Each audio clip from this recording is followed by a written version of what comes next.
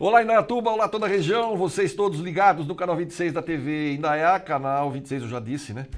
O HF, obrigado pelo carinho da audiência. E aqui comigo o Papo Livre começa com o meu queridíssimo Humberto Panzetti, secretário de esportes aqui de Indaiatuba.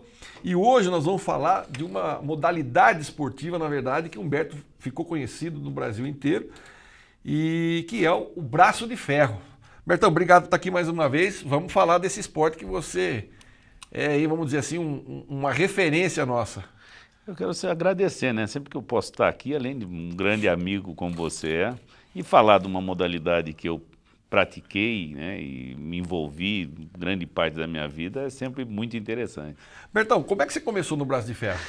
Eu era levantador de peso. Eu fui levantador olímpico, fui campeão brasileiro 9 vezes, fui campeão sul-americano, disputei mundiais, no levantamento básico também fui campeão brasileiro, recordista sul-americano.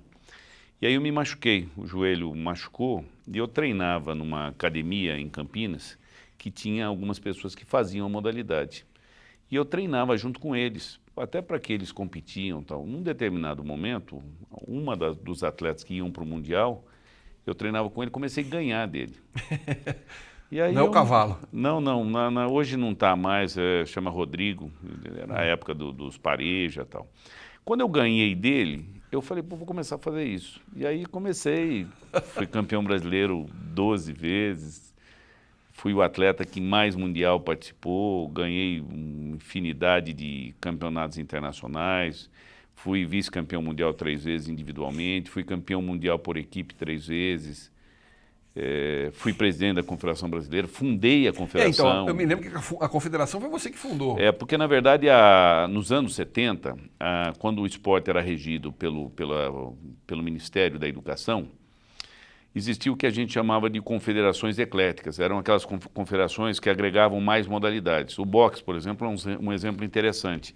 Você não podia criar entidades de administração nacional. Então, todas as lutas estavam dentro do boxe. O judô teve dentro do boxe, o jiu-jitsu teve dentro do boxe. Isso aconteceu nos anos 70. E nós fazíamos parte de uma confederação que chamava Confederação Brasileira de Culturismo, que era a luta de braço, o levantamento básico e o fisiculturismo. Em 88, o governo dispôs uma situação pedindo que descentralizasse as modalidades. Mas como descentralizar a modalidade se em todos os estados as federações também eram ecléticas?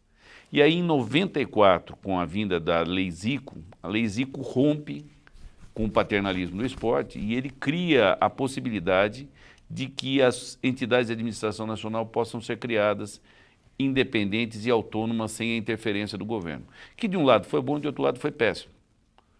O lado foi bom foi porque você tinha liberdade para desenvolver o esporte. Qual foi o lado ruim? Uma enxurrada de entidades esportivas. Por exemplo, o Karatê no Brasil, para você ter uma ideia, ele tem 8 confederações brasileiras. Caraca! O Taekwondo, que é olímpico, tem 2. E aí é uns absurdos. O básico tem meia dúzia. Então, porque virou um comércio, uma competição. Vai se manter a entidade mais organizada.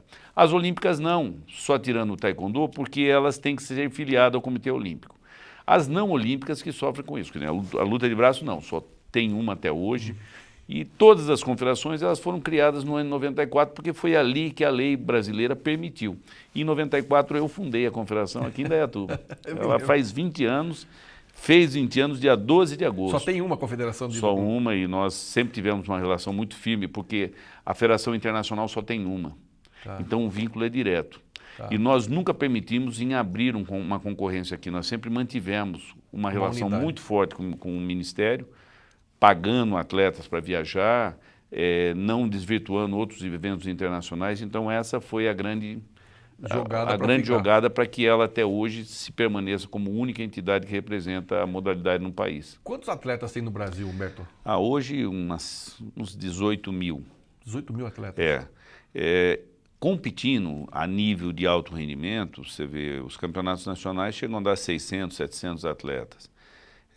O Brasil foi uma potência, hoje não está mais no nível que teve alguns anos atrás, mas ainda é uma grande força. Você vê, daqui dia 11, agora próximo, nós vamos estar indo para o Mundial na Lituânia.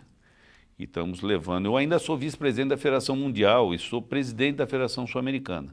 Eu não faço mais parte da administração nacional. Tá. Saí porque eu trabalho no Ministério através de lei de incentivo, então eu não podia ter vínculo com a entidade de administração esportiva dentro do país. Essa é uma imposição. Como eu assumi também a Associação Brasileira de Secretários Municipais, eu tive que sair. Até porque eu vinha defendendo a luta de terminar o continuismo dentro das confederações. Porque qual é o grande problema nesse país? É os caras que não querem largar do osso. É presidentes que estão aí há 20 anos, 30 anos e adoram o Nussmann na vida, o Horaci, Bom, então, com todo o esforço que foi feito, eu fiz parte desse movimento que gerou agora, na Lei Pelé, o artigo 18 e 18A, que obriga que todas as entidades que tenham apoio financeiro público só possa ter um mandato mais um. Então, como eu defendia isso, não cabia eu ser presidente de 12 anos de uma confederação e estar brigando para que acabasse isso. Aí eu saí dela, conseguimos, foi promulgada a lei, agora a partir deste ano, o artigo 18 e 18A, diz que as entidades de administração nacional, e aí pega todos, pega o Comitê Olímpico, pega todo mundo, é um mandato mais um. É que ainda pior que saiu aí no Nussmann, tem mais 8, vai estar com 100 anos. Né? Ah, meu Deus do céu. Vou dizer uma coisa pra você, tem nem que vai querer matar você. E aqui os atletas... Aliás, uma coisa que me chama a atenção também é que seus filhos também acabaram enveredando para essa área, né? Todos eles foram bons nisso. Todos, assim, que chegou a nível mundial... A Marcela, né? Que a Marcela ganhou o Mundial, foi vice-campeã mundial, hoje já está morando nos Estados Unidos. E o Giuseppe, que foi vice-campeão mundial, campeão brasileiro 11 vezes, está indo agora para o Mundial com grande chance de subir no pódio. Caraca! É fera. Tá com quantos anos o Giuseppe? Giuseppe, 20 anos. Ele ainda tem o último ano que vem na Sub-21, que é a última categoria antes da... Mas ele compete hoje, que nem no Brasil, já nas categorias principais, né? Tem bolsa do governo federal, tem bolsa, né, nos programas de bolsa que são existentes, mas treina, é firme. Esse ano tenho bastante expectativa que ele suba no pódio. Quantos atletas vão, Humberto? Vão 22 atletas. Indaiatuba hoje é a elite da luta de braço. O último campeonato brasileiro, nós ganhamos todas as categorias, Master, Sênior, pessoas com deficiência. Isso porque faz 35 anos que a modalidade está aqui em Indaiatuba. Em 94 nós criamos o centro de treinamento, que mesmo quando eu saí do governo naquela época, continuou, a prefeitura encampou. Nós temos o melhor centro de treinamento do país, que é ali na rua Nicarágua, 240.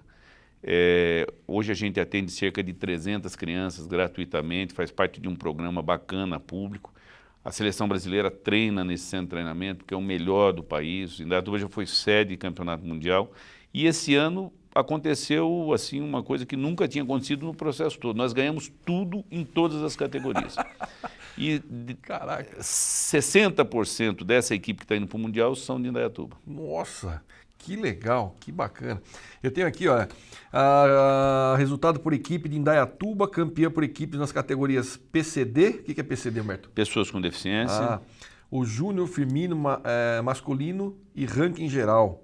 Resultados individuais, Gabriela Vasconcelos, medalha de ouro no braço direito e braço esquerdo. Porque tem os dois? Você tem um campeonato, porque você tem destros que só jogam com o braço direito e tem canhotos que só jogam com o braço esquerdo. Há uma tendência natural do atleta acabar treinando os dois, mas não é uma realidade ele ganhar nos dois braços. Isso não é verdade, né? Você vê hoje os grandes campeões, Indaiatuba ainda tem grandes campeões mundiais. Tivemos, acho que se a gente contar em títulos mundiais aí, é uma baciada. Começou comigo lá atrás, veio depois o Glauco, depois veio a Andréia, daí veio Toinho, a Gabriela hoje a maior campeã mundial que já teve na história, participa nos grandes eventos internacionais. O Wagner Bortolato, que é o famoso cabeção, campeão do mundo 3 vezes na principal categoria, uma potência na modalidade, joga no profissional. Marcelinho, que deve subir no pódio, o Cleito, que foi campeão mundial ano passado na categoria júnior, a Tati, que subiu no pódio ano passado. Então, uma história repleta de campeões mundiais e de campeões brasileiros. Você tem uma ideia, a dificuldade de um mundial na luta de braço, você fala, pô, é muito mole isso, né? É diferente muitas vezes dessa... O jiu-jitsu tem 10 confederações, pra você ter uma ideia. Nossa. Um campeonato mundial de luta de braço na Lituânia esse ano terá 68 países e já tem 1.300 atletas inscritos. Ele vai 7 dias. É um evento pior, porque a Lituânia está no meio de tudo ali. Os caras vão de trem, de carro, de barco. A pé. Então, é muita gente e um nível altíssimo, né? Nós, nos últimos anos, nós não conseguimos mais chegar por equipe. Mudou-se as propostas da atual confederação, não é uma crítica a eles, mas eles priorizaram outras coisas, o não levar quantidades muito grandes de atletas para o Mundial. E aí é uma decisão do presidente, meu amigo Periquito, que é o presidente da confederação, secretário municipal de Valinhos, mas ele acabou que não priorizou mais isso. O Brasil está sendo sede de grandes eventos, esse do Arnold Schwarzenegger, que a gente vem fazendo todo ano no Rio de Janeiro, esse ano foi no Rio Centro, um evento também internacional, que pagou grandes bolsas, mas é uma realidade. Indaiatuba conseguiu esse ano ser campeão em tudo, então nós realmente somos a capital da modalidade. Que fantástico. Já estou conversando com o Humberto Panzetti aqui, que é, além de ser o secretário de esportes de Indaiatuba, é um atleta referência na luta de braço. E nós estamos falando sobre essa modalidade, que a nossa equipe brasileira está indo para a Lituânia, como ele acabou de dizer, 60% da equipe é de indaiatubano, pessoas que são daqui. E eu vou para um rápido intervalo. Na volta a gente continua batendo um papo com ele sobre esse assunto, que tem muita história para contar. Não sai daí que eu volto já já.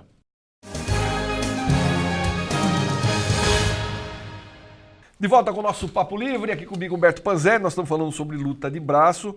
Humbertão, você foi um dos primeiros a participar também desses torneios promovidos por grandes artistas. Eu acho que o Schwarzenegger, e tinha o Stallone também ou não? Na verdade, o grande salto da modalidade foi em 85, o Campeonato Mundial do México. Quem ganhasse, os que ganharam as categorias foram convidados para fazer um filme chamado Over the Top com Stallone, que no Brasil ele teve um título chamado Falcão. Falcão. E aquele ano, infelizmente, eu perdi a final para o Rick Zualdi, que é aquele careca que faz do lado... Na verdade, o Rick Zualdi não é um artista, ele é um atleta mesmo, e ele foi convidado. Aquele evento em Las Vegas, eu estive lá, não é? Mas quem teve à frente e do lado, nas cenas, foram as pessoas que foram campeões mundiais. Mas o evento realmente aconteceu. Quem ganhou foi o João Brisnik, que até hoje é uma força inacreditável na modalidade. Naquela época, com esse filme, deu um salto bastante grande. Hoje está num outro momento. Você vê, nos Estados Unidos tem recentemente um programa desses que põe todo mundo numa casa. É um Big Brother. Um Big Brother só de bracistas. Hoje, teve recentemente agora um campeonato em Las Vegas, pagando bolsas de mais de 300, 400 mil. Então, hoje há muitos eventos na Polônia, um evento profissional que paga $500 mil, hoje na Rússia fazendo grandes eventos. O que são essas bolsas, Humberto? Essas bolsas são de apostas. Os campeonatos podem ser ou através de um título ou desafios de grandes atletas. Melhor de 7, melhor de 5. Hoje nós temos, o Brasil tem bons atletas fazendo isso. O Márcio Barbosa é um dos maiores que estão no circuito profissional. Nós temos a Gabriela Vasconcelos, que vem ganhando todos os eventos do Desafios Internacional. O Wagner Bortolato foi chamado agora para uma liga polonesa, que também são muito organizados nesse sentido. E hoje tem essa... E os cassinos sempre gostaram desse tipo de evento. Eu ainda tive a chance, no fim de carreira, de ir para os Estados Unidos e disputar 2 anos de circuito profissional. Então, eu competi... Isso é que nem rodeio? Não, eu competi, olha... Bom, eu conheço mais de 100 países. Eu competi em cassino de pelo menos uns 60 países, 70 países. Nos Estados Unidos, Atlantic City, Las Vegas e Atlanta, eu fiquei 2 anos competindo. Né? O americano gosta quase de aposta, né? Gostam. E hoje o leste europeu gosta muito disso, a Europa hoje tem grandes eventos. Então o Brasil é uma referência, temos ainda bons atletas nesses circuitos profissionais e o esporte também cresce muito nesse segmento. Né? Lógico que é difícil, você vê o país hoje tem 132 entidades de administração nacional. Então, são 132 esportes. Hoje nós temos 72% da mídia falada, escrita e televisionada falando de futebol. Aí nós temos 10% do que a gente chama eventos televisivos, aqueles esportes que compraram espaço na televisão, estão dentro do processo. Futsal, voleibol, hoje o handball está chegando, não é? E o basquete voltando. E aí você tem 7% do que resta para ser dividido em 130 modalidades. Então, muitas vezes o cara fala, mas a luta de braço... Não, na verdade, todo mundo se mata por um espaço. Você tem nesse enseio o que a gente chama de esporte em evidência. Então, quando o Guga teve no tênis em evidência, 3% da mídia falou de tênis. Quando a Daiane esteve na ginástica, então você tem esses picos também com determinadas modalidades que começam a surpreender um grande atleta, né? A Fórmula 1 foi uma delas e hoje não é mais. Mas a disputa por um espaço na televisão para falar de modalidades é muito grande. Né? Então o país é complicado porque há um monopólio na televisão. Sim. Diferente dos Estados Unidos, que cada município tem pelo menos meia dúzia de canais. E cada canal, um se especializa em rugby, outro se especializa em todas as variedades de esporte. Hoje, por exemplo, a luta de braço tem 2 canais internacional. Tem um americano que chama Arm Sport, ele também pega pela internet, e o outro chama Euro, agora não lembro exatamente o nome. Então, você vai tentando pegar o seu público. Não é? Entendi. No Brasil você tem 5 canais, um manda em tudo. O jogo que vai passar no sábado, ele define qual vai ser o jogo. E diz o horário que vai ser. E diz o horário. E aí fica essa dependência mortal da Confederação Brasileira de Futebol, por exemplo, sobre esse canal, a dependência de todos os times sobre esse canal. Imagina hoje, se o repasse do direito de imagem fosse parado de dar, os clubes que já estão quebrados fechariam. Né? Então esse modelo tem que ser mudado. Estou feliz, inclusive, em saber que aqui vai começar com um programa de esporte. Eu acho isso é que tem que acontecer, né? Porque aí vai se falar do esporte do município, vai se evidenciar os grandes atletas do município, da região. Eu acho que essa é a função. Eu acho que essa é a característica dessa nova fase. Nós vamos sediar uns Jogos Olímpicos. Qual o legado que a gente quer disso? O que tem que ficar de resultado esses 2 grandes eventos que o Brasil sediou? Copa do Mundo e Olimpíadas. Não é? Aliás, Humberto, tocando nesse assunto, até quero fazer uma observação aqui, que ontem eu estava ouvindo uma notícia e falei, olha, o que é um país organizado, né? Eu passei no aeroporto de Viracopos, deixar minha mulher lá ontem, aquela obra, aquela bagunça fenomenal, o trânsito tá horrível lá, né? E eu pensei comigo, falei, nossa, isso aqui porque era para estar pronto antes da Copa. Você né? Imagina. Aí à noite eu estou assistindo a Globo News. O Putin saiu de uma reunião importante que ele teve lá. Inaugurando um estádio. O terceiro estádio da Copa do Mundo daqui 4 anos. É isso. Eu acho que é isso. Eu acho que nós temos que, primeiro, o seguinte, tirar o chapéu porque nós fizemos a Copa. Sim. Nós conseguimos mostrar para o Brasil, para o mundo inteiro que a gente pode. A preocupação que eu fico assim intenso, até ontem, eu, dando aula na faculdade, falei para os meus alunos isso. Qual é o legado? O que a gente quer disso? Medalha, queremos ser uma potência olímpica. Aqui vale isso. A quem interessa. Se medalha realmente demonstrasse uma sociedade melhor, os Estados Unidos, que é o maior ganhador de medalha do mundo, não teria os problemas de obesidade, de infartos que eles têm. Se realmente medalha demonstrasse transformação, o Brasil, que hoje é uma potência no Paralímpico, nos eventos paralímpicos, não teria as dificuldades que nós temos hoje de adaptação. Então, eu acho que esse evento ele tem que trazer outros valores. A importância do esporte como inclusão social, a importância do esporte como qualidade de vida, como saúde. Eu acho que para o segmento público, o que a gente anseia, eu como secretário municipal, que exista uma mudança radical no jeito de pensar o esporte, e o esporte deixe de ser só palanque e passe de ser efetivamente projetos públicos. Porque política pública só existe com recurso. Nós vivemos numa cidade que, eu até brinco, passei em 6 cidades como secretário, em 28 assessorando. É um principado. Hoje nós temos mais de 2,5% para trabalhar com esporte. É uma coisa que nem eu sei lidar muito bem, porque eu só trabalhei em secretaria que tinha menos de 0,5%. E 94% dos municípios brasileiros têm menos de 0,5% para o esporte. Significa dizer o quê? Que 94% dos secretários municipais são gestores apenas da folha de pagamento. Agora, acreditar que o esporte pode transformar, pode criar inclusão social, pode desenvolver qualidade de vida, pode realmente atuar na questão da saúde, significa impor recursos financeiros nisso.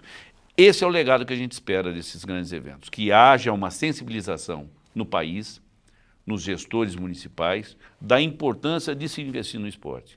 Eu acho esse sim é o legado. Sim, nós ficamos aí nesse negócio, porque também tem é um ciclo que nós estamos gastando 1 bilhão e 300 milhões. Nunca se teve tanto dinheiro. O Brasil não tem dinheiro. Mentira. Sobra dinheiro porque as entidades não conseguem captar, ou porque elas estão negativadas, ou porque elas têm as suas certidões bloqueadas, mas todo ano sobra recurso na área esportiva. Não, aliás, se você parar para analisar, tem muito, principalmente nessa área acadêmica, tem muito projeto, muita coisa que pode ser. A prefeitura mesmo, a gente sabe de várias prefeituras que tem dinheiro para captar, mas não tem projeto. Aí sem projeto não sai dinheiro. E hoje as opções e recursos, aqui em Indaiatuba nós temos um projeto que chama Esporte Cidadão, a gente atua em 22 modalidades, em 20 núcleos, no contraturno escolar, atuando no esporte como ferramenta transformadora, objetivando a questão da cidadania, não a seletividade, se o cara vai ser o melhor, se vai ser atleta, isso não é problema nosso nesse momento. Esse projeto hoje está sendo custeado por parte pela John Deere e parte pela Toyota. Quer dizer, isso demonstra que essas empresas querem mostrar para a sociedade que elas não estão aqui contaminando água, fazendo coisa errada, elas estão aqui envolvidas com a questão social da cidade. E essas leis permitem que isso aconteça. Não é? Agora, tem que correr atrás, sim, né? Tem sim. que... acontecer. Infelizmente também acontece, porque infelizmente ainda no setor esportivo, eu hoje represento os secretários municipais, grande parte dos prefeitos ainda trazem pessoas que não são da área esportiva. Então, é um amigo. Porque aquele, não sei o que ajudou na campo, o que eu vou fazer? Não sei, joguei bola quando criança, então põe no esporte. Então, É a mesma história. O que você fez?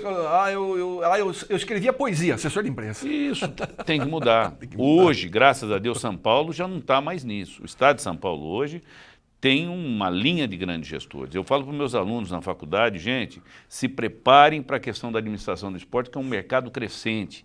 Hoje é uma dependência, todos os municípios precisam de gestores na área esportiva. As academias precisam de bons gestores, bons gerentes, os clubes precisam de bons gestores, bons gerentes.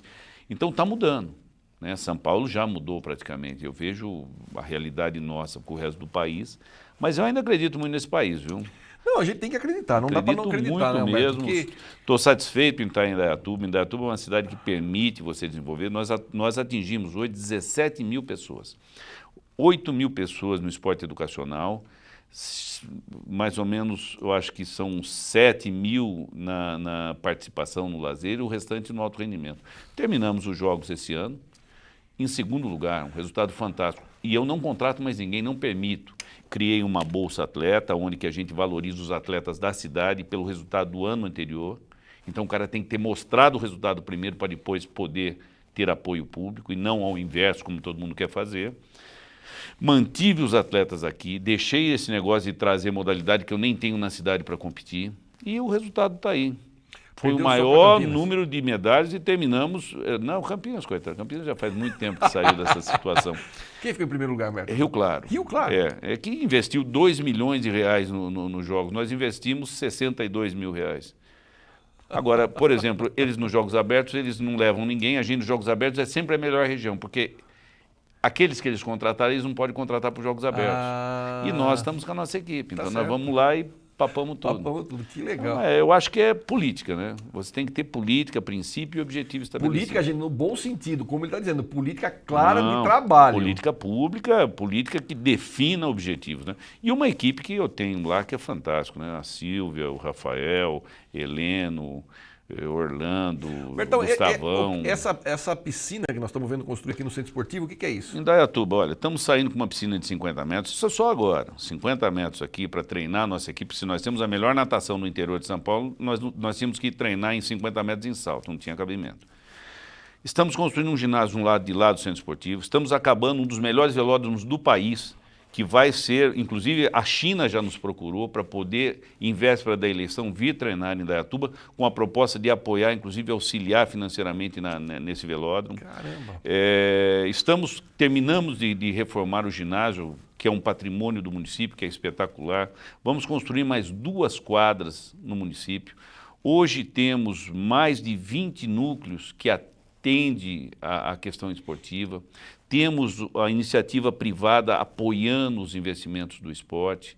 Então, temos resultados também, não só nas modalidades de jogos regionais, jogos abertos, mas em N número de modalidades. Quer dizer, SEABRE, nós estamos bem em todas as lutas, estamos bem em modalidades que nem se imagina, com atletas da cidade. Eu acho que estamos no caminho certo. Lógico, tem muito a se fazer, ainda há muita reclamação, de vez em quando ainda escuto críticas. Olha, e o esporte profissional? O esporte profissional não pode ser custeado pelo poder público. Então, muitas vezes as pessoas adoram o Primavera, acham que é um patrimônio no município. A gente ajuda naquilo que nós podemos ajudar.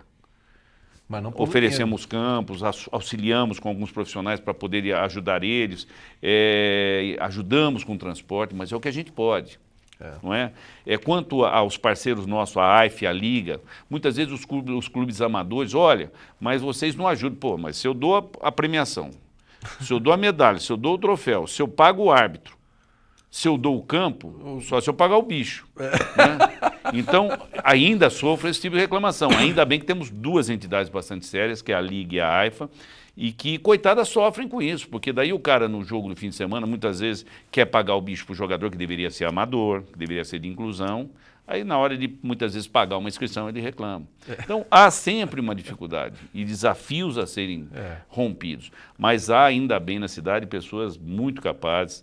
E daí aproveito e mando um grande abraço ao pessoal da AIFA, da Liga, do Primavera, o Sergião, que é um grande amigo meu, e que a gente sempre, porque cada um dentro das suas orientações, das suas propostas, mas a gente sempre se relacionando muito bem. Lógico que é difícil, né? E esporte de alto rendimento, pior. Não dá para agradar gregos e baianos. E só o que ganha te fala bem do seu. O que perde, ou ele reclama que você não agiu de forma correta, foi desonesto, ou você foi desorganizado. Então, o que sobra? Para quem faz evento. Para quem faz evento, é verdade.